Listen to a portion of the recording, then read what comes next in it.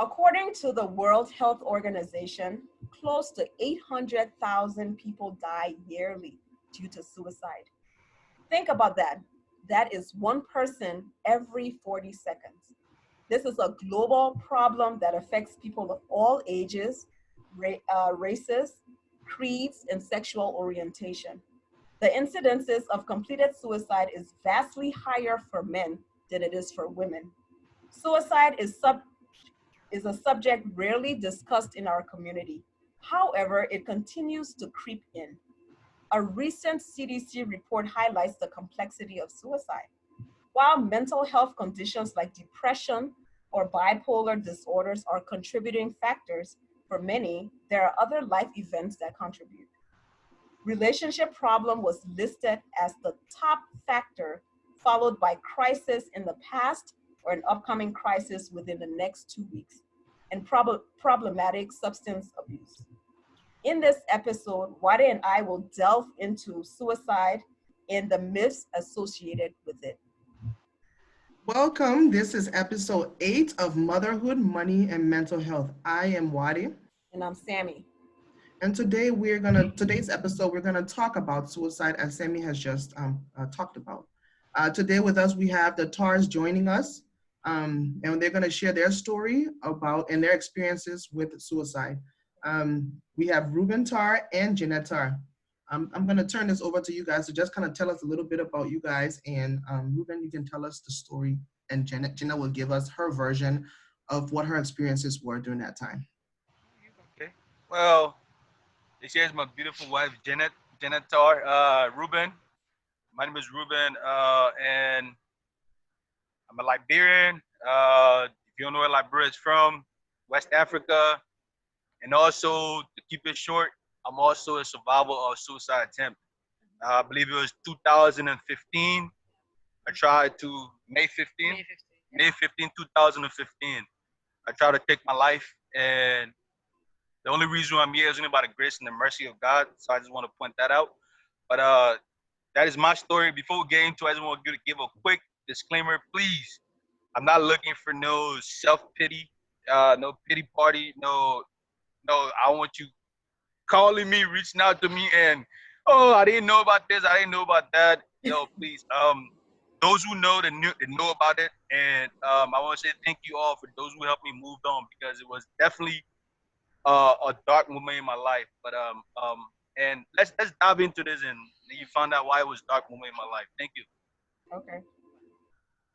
Okay, so just tell us a little bit, Jeanette, about your experience. First of all, let's go back to Ruben. Yeah. I want us, Ruben, to tell us that day event, if you can, what happened, what led up to it, and then we will kind of switch it over to Jeanette to give us her, um, like her version of what she saw from her perspective. Um, what led up to it? Stress, school, work, having a newborn baby. At that time, our son was on the way. My wife was pregnant with Emmanuel. Also, um, I would love to say on noon depression because I did not know I was depressed. All I thought was just I was just in a little funk. So I thought I was gonna snap back, but the further I went into it, I started understanding things. I was like, oh, so really, I've been depressed for a very long time. Definitely, it was all new to me. They didn't know about it, and before I even used to say that it was not something that was meant for Black people. In high school, I used to say that a lot. I said that was white people thing. So for me, it was, really knew I was something was going on, but I couldn't really understand it. So I didn't pay no mind, and also all led up to it too. I abused a lot of substance in my younger age, and that is one of the trigger for it, definitely. So Yeah. all those things built up, and hey, this is an African saying that said, like, not there for real, one day for master. So that one day it just all snapped, all hell broke loose, and I couldn't understand what was going on, and I tried to find answer, and I couldn't find an answer, and I just, yeah. So what would you say is the one thing that, I know you said it had been building up and building up, right? But what happened that day when you decided, you know what, I'm just gonna end it today. I'm done. What was the trigger? Um, that that would have to take it back a little bit. Went to before I said 2 weeks prior to the date, I wasn't sleeping. I wasn't sleeping. So family concern, Ruben not sleeping, this and that. So went to the hospital, insomnia, this and that. And I remember they gave me it was Respidone at HCMC. They prescribed that to me. Um, One thing they really wanted to do, they really wanted to keep me in there to really monitor me, but I had a fear that they was out to get me. So I said, I am not sleeping here. I'm not staying. So I told my family I didn't want to stay there. And I remember my wife and my mother encouraging me, like, you have to stay here. This will be best for you. Similar situation happened like this before, and it didn't turn out good for the person. So my mom was saying that, so I really want you to stay. I really want you to stay. But I was like, no, mommy, I'm not staying. I'm definitely not staying. I gotta bounce. I gotta go because I don't think that people, will look out for me in my favor. So, long story short, they give me the medication. Went home that night, took the medication. Wake up in the morning, actually like 4 in the morning, and I begin sadly I started strangling my wife with the phone call. The old phone, the old phones, because we had one old ones in just in my Yeah. little sister room. I just, it wasn't working. So I grabbed and just started strangling her. And God bless us that my father was there. And he came, he pushed me off her, like, what's going on with you? You okay? This is not you, man. You're losing it, this is not you. And so in the morning, wake up again, take the medication, ate my breakfast. And I remember sitting in that same chair, and just the moment I took that medication, it just it was just it was just like a door just opened that I could not shut. The moment I took that medication from HCMC, it was like a door that opened, I just could not shut. It was like when I tried to shut this one, another one opened, and it's like, so just keep going, keep going, keep going. So I just sat in that chair from 9 o'clock to about 9 p.m. in the same chair. Did not move. Everybody came, talked to me in that house. They talk. I would stand up, listen to them, move, go, come right back in the chair, right back in the chair. To right about 9 o'clock, and I just went, and I felt like what was going in my mind. I felt like my family betrayed me, my wife betrayed me, people betrayed me, and I felt like people was out there to get me, and nobody was really protecting me. So the last word I remember saying to them, "You guys lied to me. You guys lied to me. You guys deceived me." So I just went into drugs. I already knew what it was. My family house. I already knew where everything was. Went there, grabbed the knife, and it was the choice that I used. Grabbed the knife and just one time, and the second time, about to do it the second time, and God bless you, my mom, because my wife was still pregnant at the time. So my mom, like, got up, both of them talking in the kitchen. She got up and held my hand. And when she held my hand, I was still bringing it closer, closer, closer. And she just kept pushing it away. But yes, definitely. Were you That's what were led you to. were you stabbing yourself or cutting? Oh wow. Okay. Yes. I was So stabbing so myself. so let's back up a little bit. I have a question. So Yeah. what was the medication for? Was it to help you sleep or was this to, Respidor. I don't know what that, yeah. Respidor is Just this stop. is it. Sorry, You can want to I talk jump about in it? a little Yeah, bit? yeah, sure. Yeah, go It ahead, was Janelle. for because he was hallucinating. Like he was hallucinating. So when we went in there, there was like, oh, they're asking me because we're in Fargo. So they're like, oh, what's going on? I was like, well, he's not sleeping or whatever. So and he was hallucinating. He felt like he what he said, people out to get him and all this stuff. So they gave him something to kind of like calm him down. Oh, okay. Yeah. So that So that's what they gave him, and that didn't really help. So Respidor is it's a muscle relaxer, but it's pretty weak. It's a weak muscle relaxer, and is it helps you sleep. Calming your nerves and your body, everything down. So it helps you sleep. They say, but I don't think so. So risperidone is an antipsychotic drug. that is given to people that are having either schizophrenic, bipolar, or sometimes in some cases children with autism or people with autism, and it's supposed to help sort of level out the psychosis or whatever that episode they're having. Okay. Just for so, Jeanette, thank you, Ruben, for sharing that story. Um, I'm glad you're here. So so Jeanette, so huh? what? So your mom was able to stop you, and then people came and you got help and. Well, my mom did more than stop me. I used her to save my life because when life was getting out of me, um, only thing I was really using was my ears. Because I didn't want to speak anymore. When the guy came, it was three. There were three. Uh, yeah, there were three men. Three I'm not cops, yeah. yeah, not cops. Three paramedics. They came on the scene and my it said because my intestine was coming out. I could even myself I could see it coming out at that time. And my mom, I remember her, you know, Pushing it. pushing it back in with a sponge. Yeah. You know, and the man came and he said, "Was there a doctor?" He said, "No." Was there a nurse? He said, "No." Is there anybody in the house a doctor? He said, "No." He said, "But I feel like a doctor being on." I said, "No, that was me. I was, doing that." And he's like, "Oh, I'm doing this in school right now." So literally, what she was studying that semester in school, nursing school, is what literally Mm. saved my life. And the guy like, "Wow, you really saved your son's life." Is that if you was not going to be here, you were going to lose your son. Wow. I heard that clearly before I got into the ambulance. So that was in my ear. Wow. Jeanette, would you like to tell us your account, your memory, what your perspective was, what you were thinking during that time? So like the whole yeah, up to this day I don't get it. But it happens pretty fast and it was pretty confusing. I remember the day it happened. Well, the day he kind of lost it was I went to work, came from work. I worked overnight. He was laying on the couch. I was staring up to go at that point, and I'm like, "Oh, are you not going to work today?" He was like, "No, I'm not going to work." And then that day we had something at church, so I was like, "Okay, I want to sleep." Got up and then went to the church, and I was like, "Oh, wait, what happened to Ruben?" Because I guess they said in the church, you went in the church and pulling stuff down. So I was like, "I don't know. I think he's fine."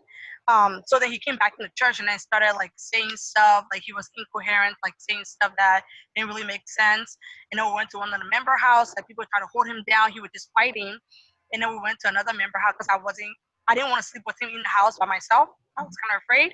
So we slept to another member house and he just sat and just looked out the window all day. And his eyes was just like shut as glass. Like it was just like glass. Like it was Glazed nothing. over.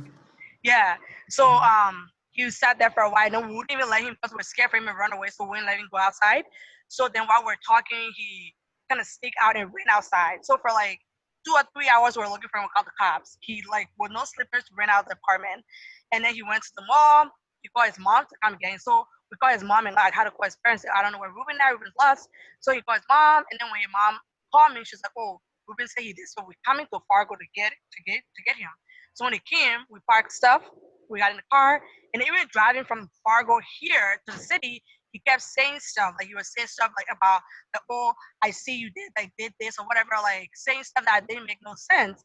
And then we drove from Fargo, and then we came here. So we went to his parents' house. So the next day, we went to the hospital. That's when they gave the medication. Like, what he sent me, his mom was like, "You have to stay." He was like, "No, because Ruben don't like the hospital. He hits the hospital. Never. He hits doc like he don't like." And so he was like, "No, I don't want to stay here." So that's one thing I wish like I felt like I wish we forced him to stay because I feel like it probably wasn't going to get to that point if we're going to be headstrong and be like, okay, you have to stay. But we didn't. So we said, okay, they gave us the medication. We left. So we came home. We gave him the medication. Like he said, and night he just got up and started like strangling me, like oh, saying stuff. And then his dad came in there, and then to hold him the next day to took the medication was just like glass again. He would sit out the window and be like, oh, they're coming. Like you look out the window and be like, I see them coming. They're coming for me. They're coming for me. And it was like, oh, nobody coming. There's no one. He's like, no, they're coming for me. So then, like later in the evening, I remember he ate, and then we all felt like, okay, it's a little better, it's fine. And then he went in the kitchen. His mom was like sitting with her back turned, and he was talking. So our back was tapped. She was doing homework or something. And then all of a sudden, he stabbed us. Like No, took, she was talking to you. she was talking, yeah, talking to me, They're and then both talking on and then Facebook. he took the knife and stabbed us. That's when he was quiet for a second. And when she turned around, she was like, Ruben, what's going on? And then he didn't say anything. And then she was like, what's going on? She looked, and then like she started bleeding in his stomach, like he started blood. And then when she like lifted his shirt, like his stuff, like he started doing it again, his stuff started coming out. And then he started, yeah, he started he Yeah, started take your like time, he started, sweetheart. yeah. So then we all got like it was crazy. We all started running around yelling, and his mom like started pushing his intestine back, and we called 911. When it came, like he was already on the three paramedics had to hold him down because he was so strong. He was fighting, so they hold him down, and then they put him in the ambulance, and then he, yeah. So he went like they took, we couldn't go with him because it was like we're all running around. It was crazy. So it's like you guys are not okay. You can't get in the ambulance, so we're not allowed to. No one went with him to the hospital.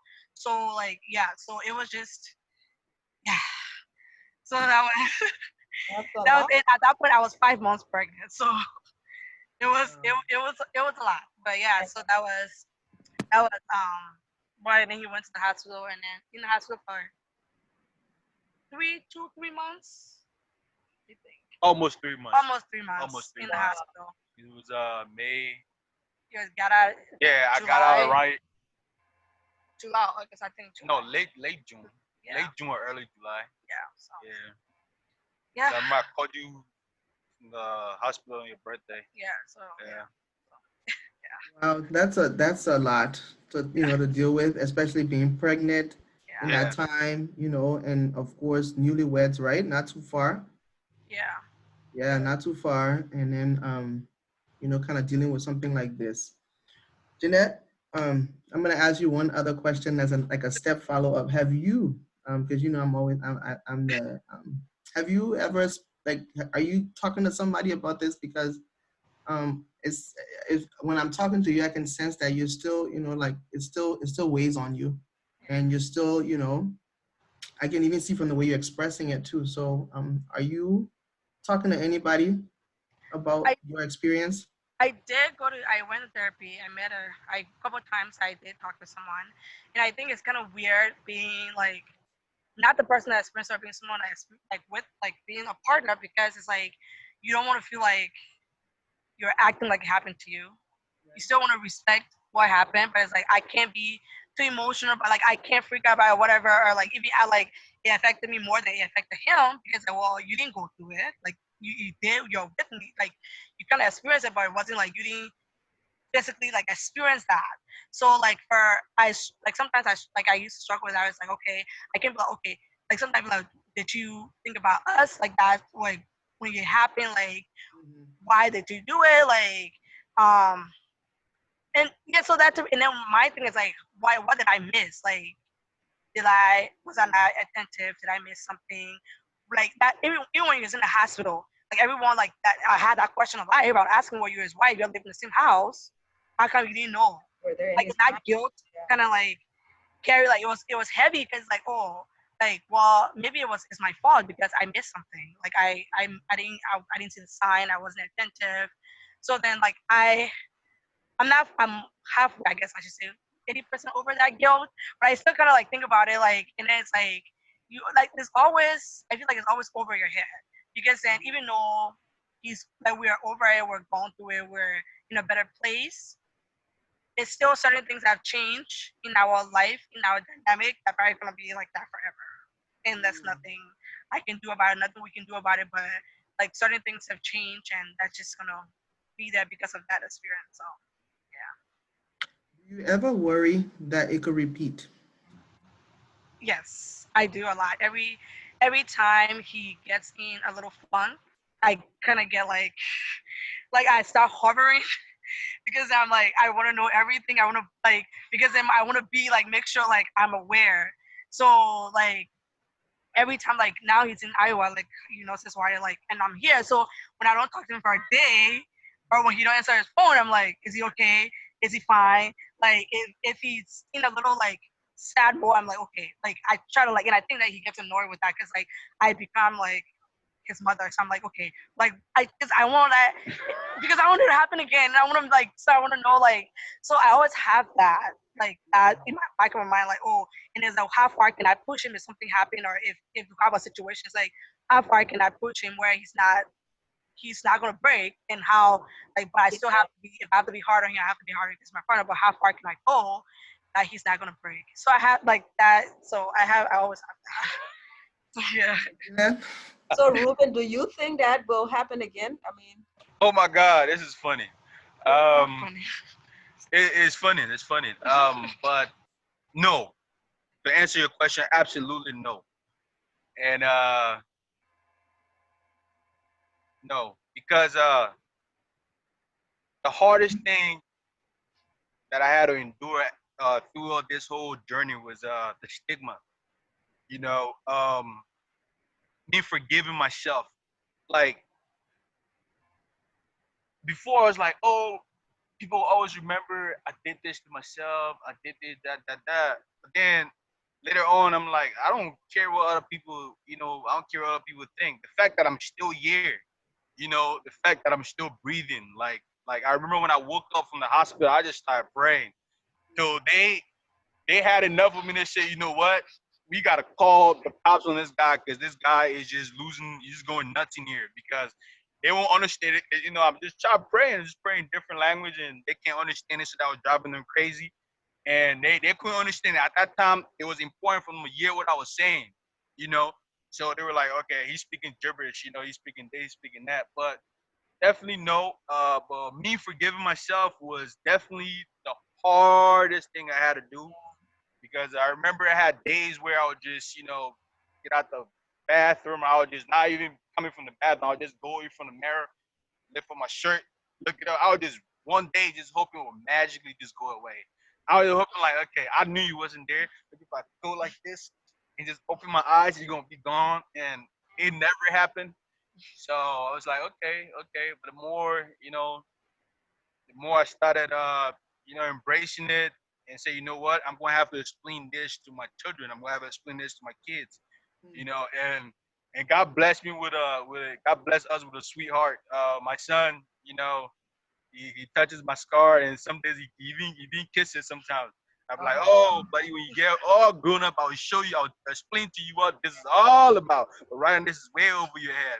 And he just said, Daddy, I just want to kiss it. Yeah, but I bless God for that. Definitely, he did bring a lot of light. Yeah, Wow.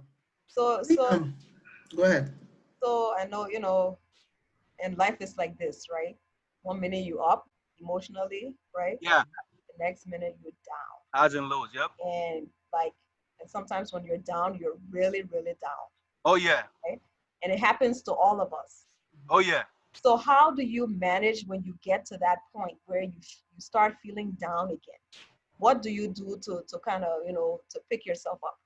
What are some of the things that you Man. Hey, what I always do. Definitely. This is be a shocking a lot of people because I'm always upbeat. I'm an upbeat person. Um, I take everything back, go and just make joke of it and just laugh. Definitely, but the most thing, I'm very spiritual. Um, and when I mean spiritual, I mean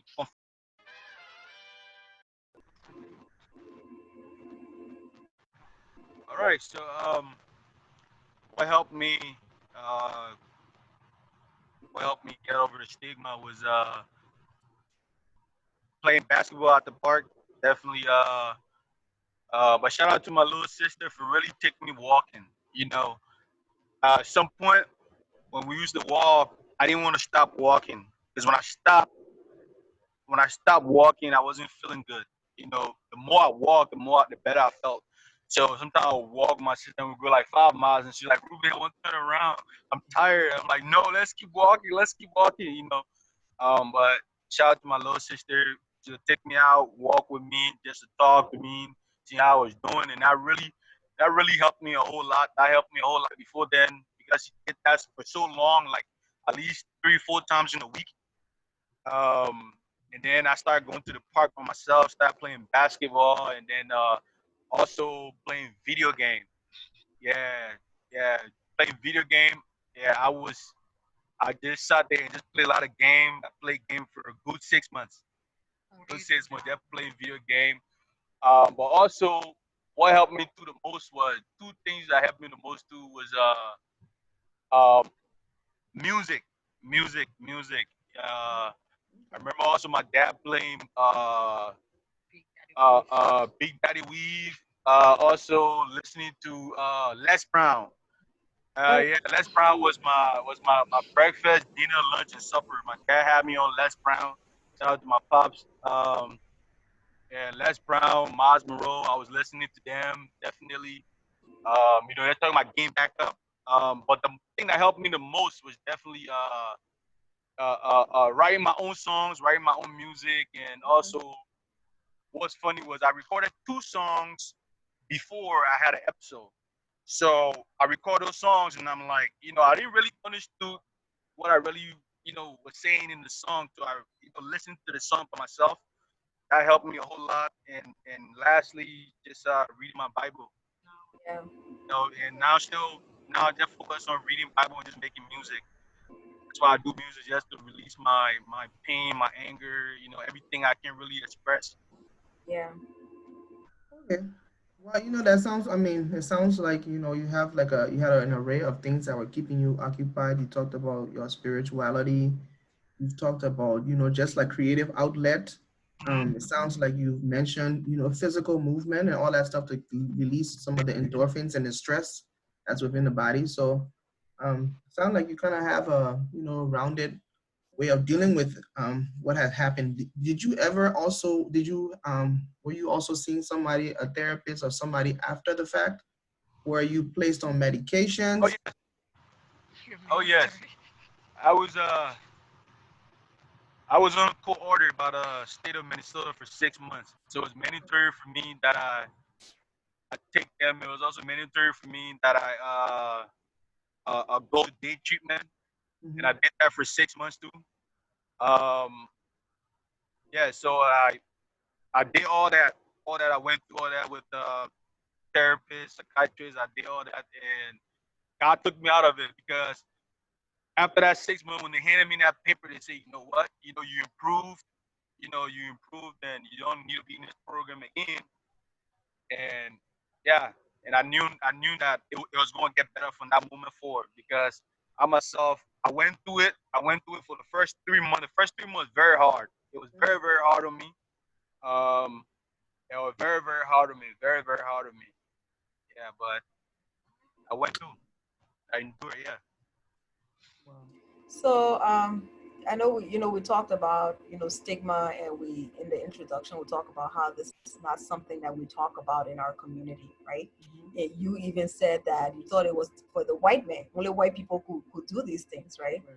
So tell me about some of the things, negative or positive things that you heard people in our community talk about once they found out that you tried to commit suicide. And both of you can answer. But people will talk and they will come back and things will come back to you. Or some people will see you and directly ask you some questions and you just be like, really, dude, you really asking me these questions. So what are Yeah. some of the things? And I mean, whether good or bad, that people were saying out there?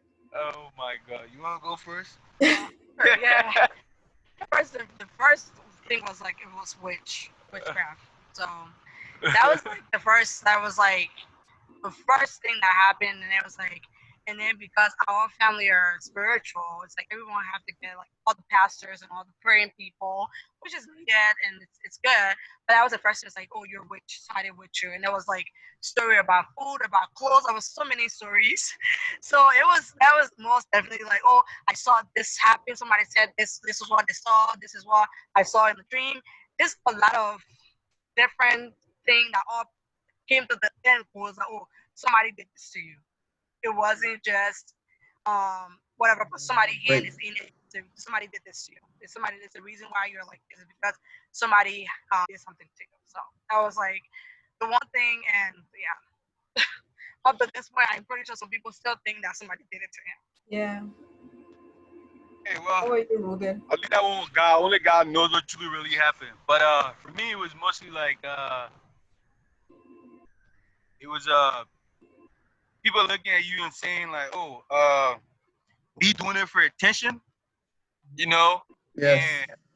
and or wow, you know, be strong. Why you acting weak? You man, you Oh, know that or like you know, it's just all kinds of stuff where it's just like, okay, well, I didn't ask you to come and talk to me, you know, and that's why I would shout out my sister again because all those walks that I do with my little sister, when people come over to my parents' house and the child, you know, engaging that, so I didn't, at that time, I really want to be out about too many people. So when people start coming with the questions, assumptions, this and that, I would just want to get away because the more, and that would just make me angry even more. So then I'll just have my little sister, can we go walking? And then we'll go walking just to skip all that. So I was, as for me, I wasn't really, you know, into that people talking. It was just you don't understand what I'm going through. I don't need you to judge. I don't need you to judge. I need you to just I want you to treat me any less. You know, I don't need you to treat me any less. I want you to just listen to me. I'm Mhm. even myself. I'm trying. I'm hard. I'm finding it hard to explain this feeling that I'm feeling inside. But nevertheless, I'm still feeling this feeling. So I'm yeah. feeling this way. So I need you to just listen, you know, and don't try to judge or try to make assumptions that are not true, you know. So it was just that, you know. African people they're doing the most, but again, they would be African, right? Something that you said interesting when you and I had this conversation earlier, and I want you to just talk a little bit about it. You talked about what you observed in the hospital as far as the demographic is concerned. What would you want to say about that Oh yeah, man. while you were in the hospital? I pray the amount of African men and women, men and women I seen in the you know in the sock war. I'm not ashamed to say I was there for some times. I seen a lot of brothers, man, right in this in Brooklyn Park, you know, and I see them today on the streets, and I say hi to them. How you doing, man? How you been? How you been coping? Well, I'm doing well. You know, I check on them. Some of them I reach out to them on Facebook, WhatsApp. Some of them I have the number personally. And what's funny too is not even from not even young men or women from Minnesota. Also, people from like when I was living in North Dakota, kids that are from from different cities, but went to college out there. I knew from out there. I seen a kid out there. He's Nigerian. I seen him out there, and I was shocked when I see him. But when I see him, I was already out the soccer, and they already put him in, so I couldn't talk to him. And since that, I haven't seen him since. But the ones that I've seen, men and women, I reach out to them, check them, how you doing, bro? Hope you know, being strong and don't cave in, man. Don't cave in. So it was astonishing the number of and non-white people that we were seeing in there. A lot of Africans, as we've been saying and thinking in our communities that this is a white person's thing. White people are the ones that can't handle stress, as we, always stigmatize this. But your observation was a little bit different. Yes. So, so, Wow. so question, and it goes to you and Janet, as a couple, that have been through this. What would you say is the best way to support somebody that's going through this? Like, what would have been the best way for people out there to say, this is how, we want to be supported when we're going through this, or when we're going through this? Wow. Um, I think So people can at least have an idea, because sometimes we don't know, right? I have no idea, Yeah, don't we want to don't even know. talk yeah, about it. yeah, and I think like it was all like in the beginning it was like a learning curve, and it was just like, and because I'm very headstrong, Hmm. so it was hard. Like sometimes it's hard for me to understand what he's going through. So then it's like I have to kind of like something like be like, okay, you gotta be a little chill and be a little understanding. And I struggle with this, and I talk to my friends, my best friends about it. Like, just like, well, you gotta see where he's coming from. And you have to be a little bit understanding. I think sometimes like, and because I think I'm glad that you are working like with social work, it's like you have to just be there because sometimes I like to fix things. So if stuff is broken, it's like I want to fix it. I want to, but it's like I can't fix this. I can't fix anything. Like all I can do is support, and even supporting is hard. It's like you feel like, okay, are they just doing it because of what they're going through, or are they just doing it because they want to be mean, or they're just being a jerk? So sometimes like that, you have to find. It's hard to find a balance, a balance for that, and I think I'm still working on finding a balance for. Okay, is he? how do I be a supportive wife, Mhm. but then still be able to voice out how I feel and what's going on. So I think with people, like if you have anyone that's going through depression or experience attempted suicide, I think like you just have to find a balance to be understanding and be there and just I guess be present and just like be present. And sometimes it's something that you have to learn. I'm still learning. I'm still trying to do that, and I think like I'm trying my hardest to just like be able to understand like mentally what's going on in like his mind, which is hard sometimes, but it's like just to be there and be supportive. I think it's something that we have to continuously learn. So Yeah. yeah. To answer that question, I don't really think or even a normal human being even know what is going on in his or her mind because the mind is a fountain that keeps flowing. Um, but what I think is you have to do it with ease. You know, you can't be so demanding when you dealing with because there's a frustrating thing because the person himself trying to figure out what's really going on with them. Right. So they're trying to make it. They're trying to figure out what's going on. They know something is not all right, and they're trying to fix it. So they're going through clues in their head like, what is this? What is that? I'm trying to figure this. I'm trying to figure that out. And then you pressuring them. That don't really help the situation because they themselves they don't know how to really. They wanted it to stop, but they don't know how to make it stop. Mm. So I think it's just you treating them like how you always treated them. And I think that was something that I didn't really get. You know, everybody was like out of treat like a baby, which I hated. Oh man, Oh yeah. I hated it so bad. And it was like, oh no, don't do this. No, don't do that. You know, he try white. He said, oh Tiptoeing no, around you.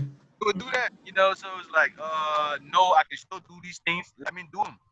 Let me do them. You know, just letting the person live the life without, obviously I'm not saying that you should let him sabotage himself, but definitely listen, talk more to the person, talk more, listen, listen, listen. Listen is very important, you know. Yeah. Try to understand what the person is going through. Yeah. Well, thank you too Woo! so much. Thank That you was a so much. mouthful. Thank you so much for joining us and sharing your story.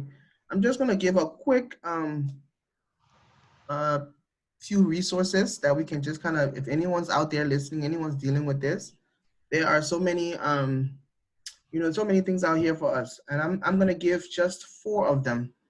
So NAMI, it's an agency that helps. Now they do virtual teletherapy and telehealth and all that kind of stuff. So if anyone's dealing with any kind of depression or anything like that, that number is 1-800-950-6264. And this agency is national, so they will send you to the appropriate person. That's just the big overarching one.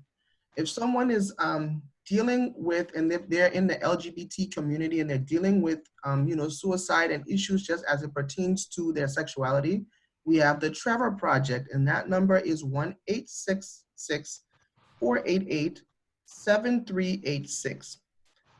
For the millennials and the newer folks that are, prefer to deal with texting, and you don't want to, talk to anybody specifically, and you just, want to do something through a phone and start gathering resources, you can text HOME, HOME, to the number 747-747.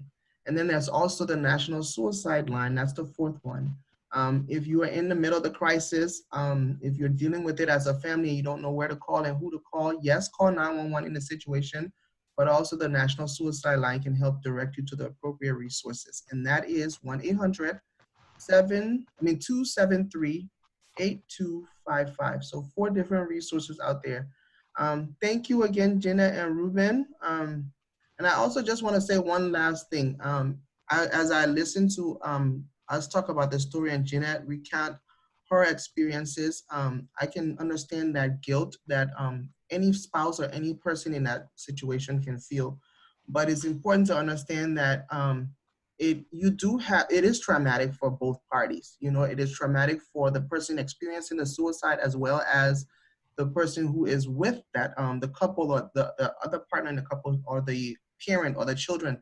So I can understand the guilt about feeling that, this is not, it didn't happen to me, but in any situation, in any respect, it was also your experience, and it is also your reality. So seeking help, talking to somebody, it's not, it's something that I will encourage, and I will encourage anybody to be able to say, yes, I lost my child, or I lost my husband, or I lost my whatever in the situation, or even in the attempt of it.